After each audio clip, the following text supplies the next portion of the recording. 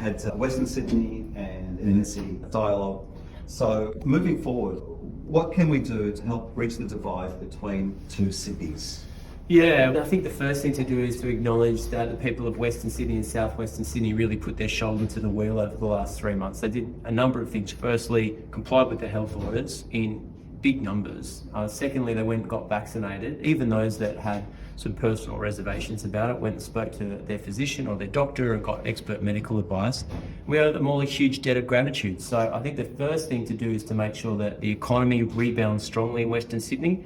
That's why Stephen, as the Shadow Minister for Small Business, and myself as Labor leader said, the business support payments shouldn't be based on vaccination rates. They should be based on turnover in these individual businesses. We want communities to be whole again, and we don't want people disadvantaged because they did the right thing and listen to their own government's health advice. So let's start there, make sure Western Sydney's whole.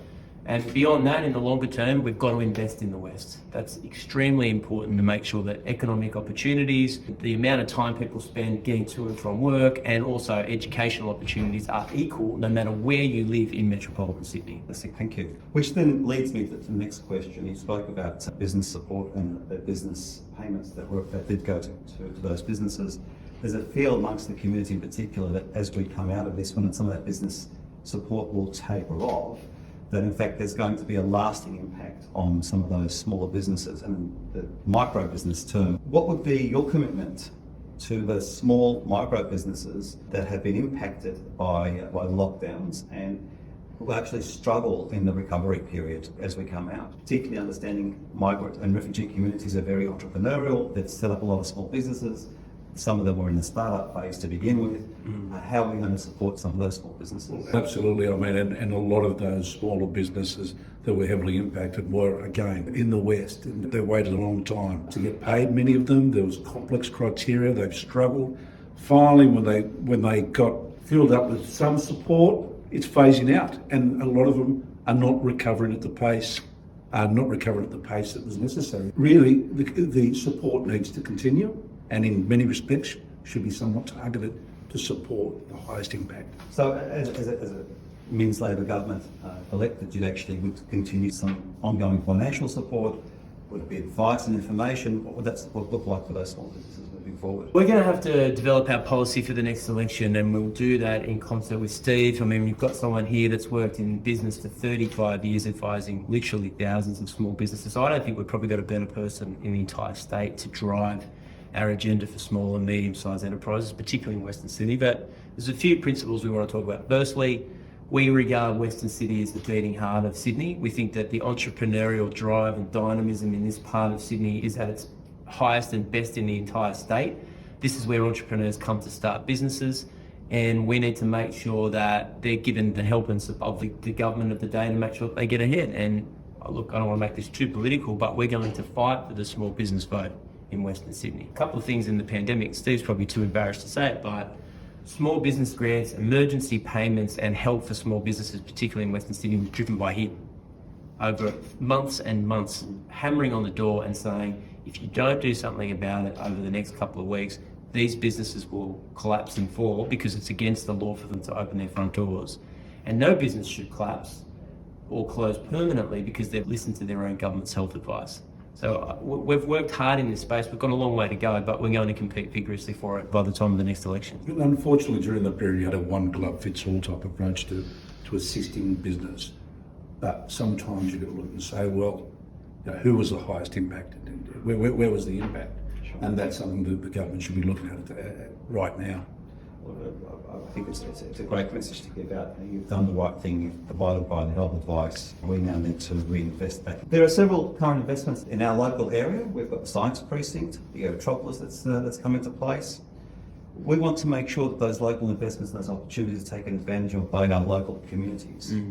We don't want a train-in, train-out workforce relating to that precinct.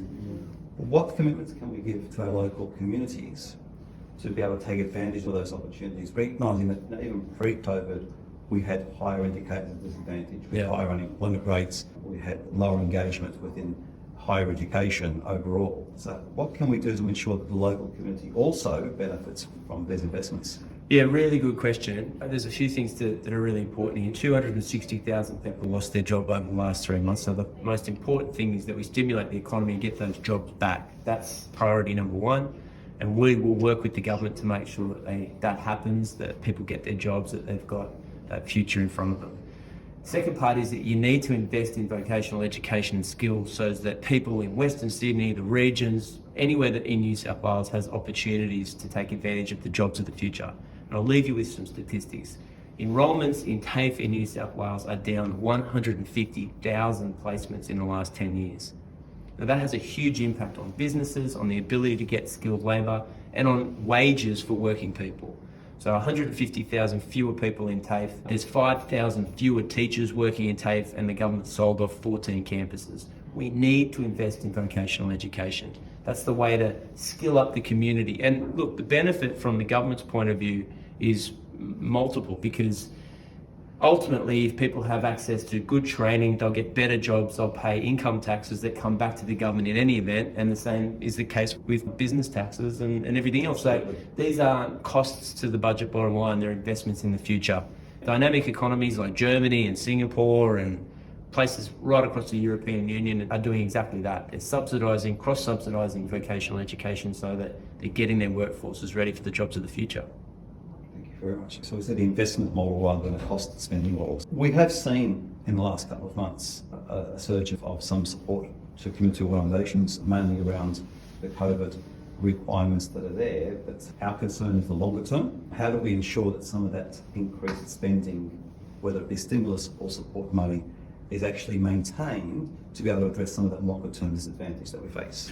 Look, I think, as we discussed earlier, the value of MRC and organisations such as has been highlighted and showcased during this recent period, the COVID period, and what support that you provided the community. And I think it also highlights what great an investment it is for government to actually continue to support and properly fund organisations such as the MRC and give surety. And the return on that is investment is moving forward is, you can't put a number on it. But I think, as we said earlier, it was highlighted in the fact that without your support during the COVID period, I don't know how we would have gone through. How would a Chris Minns ensure the relationships and engagements of all diverse communities and hard to reach communities would be maintained? We saw on the back of the current COVID situation that where there were some existing relationships, we were able to work with those communities, but where some communities that weren't engaged, probably they're the ones that needed the message most of all, was really hard to engage with on the back of a crisis. And I'll give you the example of the Fijian community, which is a diverse community in the area, but there hasn't been a lot of engagement with that community in the past. So how would you ensure engagement with those diverse communities? First of all, we'd listen to community organisations like yours, understand what your membership's saying, understand what the community view is in relation to government, community services, how we can do better. We'll keep our ears open in the first instance and not presume that we've got all the answers. The second thing, and I think this is probably indicative of how we'd approach it. So in the early stages of the pandemic, the government announced the lockdown, they announced really restrictive measures right across New South Wales, Sydney in particular. And rather than us issuing media releases attacking the government or calling for ministers and the Premier to resign, we said, well, how can we be productive and how can we be constructive in this health pandemic? What we decided to do is use the resources of New South Wales Labor. We've got Greek speakers, Russian speakers, Hindi speakers. I can speak English. And we communicate with our electorates. We've got MPs right throughout southwestern and western Sydney. So we recorded messages in Italian and Serbian and Greek. Anyway, it was a wonderful effort, I think, on behalf of our community to talk to our constituents about the importance of staying at home, complying with the health measures and getting vaccinated. And I think it worked, and it showed the community that rather than the Labor Party, even though we're the official opposition trying to wrench the community in two for a political benefit, we were more committed to getting through this crisis and building together. No, I think a Minns government would focus a little bit more on Multicultural New South Wales and its activity, and it rather than being a subcontract organisation for government, it having a more prominent role in terms of proper engagement and proper connection with groups like the MRC and all the communities. As a side question, those same sort of language skills and community connections, we would hope that you'd be able to use them as well to be able to help build. And the recovery is not going to be a 1 year or 9 month exercise. It's probably going to be years in the process. So hopefully use those same resources to help the recovery, engagement with the recovery moving forward. We didn't even utilise his French skills. My last question to you both is an MRC focused question. Sure. So, the Western Sydney Migrant Resource Centre is being called upon to support families, particularly families with young children with higher needs. We're called upon by the local schools, by families, by the Community Justice, DCJ, to work with those high needs communities. However, we're not getting in those resources, and certainly we're not getting resources to work with high needs communities. And it's one of probably the biggest gaps that we face in our ongoing service provision.